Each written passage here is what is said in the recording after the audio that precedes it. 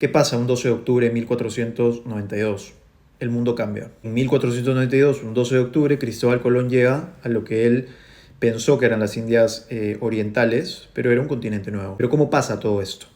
Cristóbal Colón pide financiamiento a los reinos cristianos de la península ibérica, primero al reino de Portugal y se lo niega, y después al reino de Castilla, y la reina Isabel la Católica le aprueba el financiamiento para que Cristóbal Colón demuestre que existe una ruta directa hacia las Indias orientales, pero yendo por occidente. Yo quiero detenerme acá para que ustedes también piensen conmigo que en ese momento no existía una ruta conocida hacia occidente. Es decir, imagínense el mapa.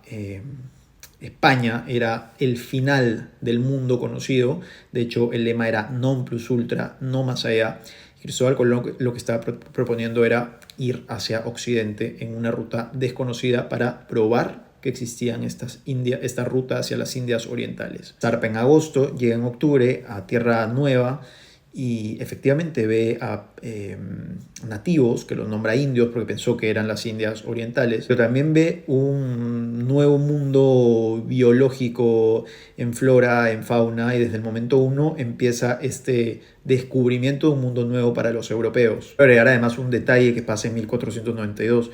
A inicios de año, en enero de 1492, Castilla toma por fin, después de 7 siglos, lo último que quedaba de territorio musulmán, que era Granada. Entonces, hasta ese año, precisamente, en el sur todavía existía territorio musulmán y la reina lo que hace es tomarlo. Entonces, ese año fue decisivo para el mundo, pero para Castilla, absolutamente. Y a partir de este 12 de octubre, el descubrimiento de América para los europeos, para Eurasia, para el mundo de Occidente, no se sabía realmente que se estaba llegando a un continente nuevo, como decía. Cristóbal Colón, de hecho, nunca supo que descubrió un continente nuevo, se descubren años después. Pero lo que sí se sabía es que ya existía, entonces, a partir de ese momento, una ruta directa hacia este nuevo territorio y que las tierras que se iban descubriendo iban a ser territorios castellanos. Lo que pasa después lo conocemos bien, creería, o no sé, tal vez no tan bien, porque probablemente hayamos sido educados con una leyenda negra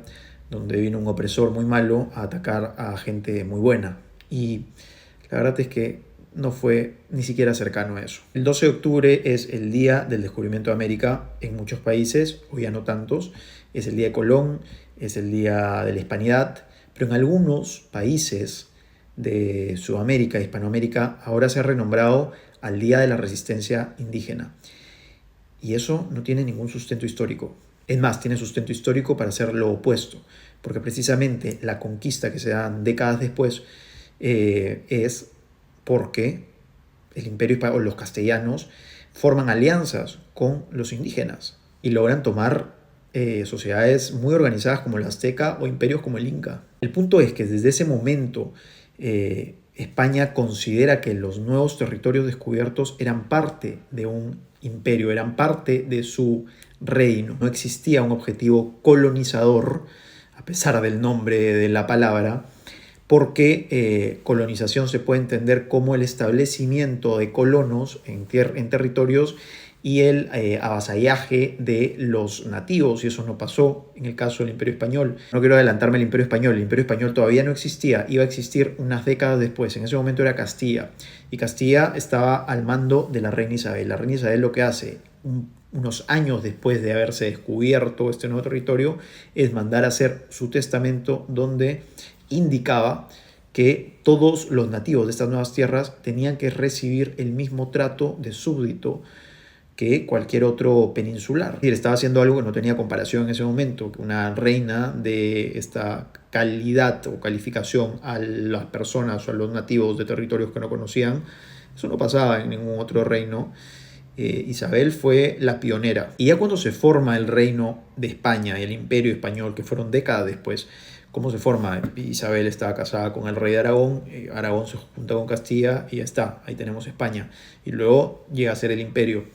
Se vuelve un imperio generador, no un imperio que aniquilaba lo que encontraba, sino un imperio que generaba y construía, a tal punto que fue el único que construyó ciudades, que construyó universidades, que construyó hospitales, y no necesariamente solo para los peninsulares que llegaban, porque eran relativamente pocos, sino para absolutamente todos. Fomentó desde el día 1 que se casaran entre personas peninsulares con personas nativas. De hecho, los nobles en el lado inca, por ejemplo, la nobleza inca se casó con peninsulares y con nobles españoles o con nobles castellanos y se fueron a vivir a lo que hoy es España. Por eso es que ahí hay una complicación cuando dicen soy descendiente de los incas. Bueno, probablemente los descendientes de los incas, o muchos de los descendientes de los incas, no vivan ni siquiera acá, sino vivan en España. Los incas y la nobleza eran muy poquitos. Bueno, eso fue un paréntesis. Lo que veían los nativos, y por eso es que formaron alianzas después en la conquista, y esto no es una leyenda rosa, por favor, sé perfectamente que existieron en los 300 y pico años que estuvieron, que estuvieron estos territorios bajo la corona española, abusos sí, malos virreyes sí, malas autoridades sí, efectivamente. Bueno, antes de la llegada de los castellanos, ni se diga, ¿no? Imagínense cómo vivían el pueblo en la sociedad del imperio de los incas o en la sociedad azteca o y tal. No solamente pasó eso, sino que ya décadas después, unas pocas décadas después de que murió Isabel, la reina de Castilla, cuando su nieto Carlos I de España, Carlos V, el emperador,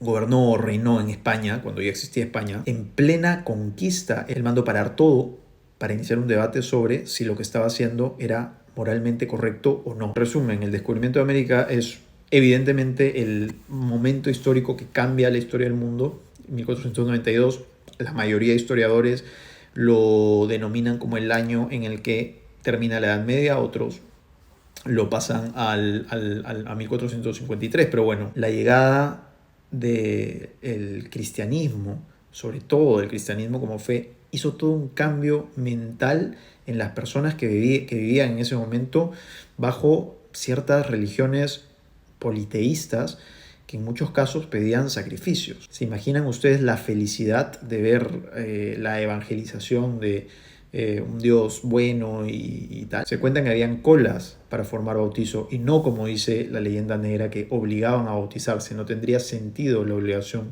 para el bautizo porque no era el objetivo, sobre todo castellano. Reviso este hecho histórico y lo que veo es que fue en una balanza positivo. Pero bueno, eso es para conocer un poco más sobre historia o emprendimiento y tal.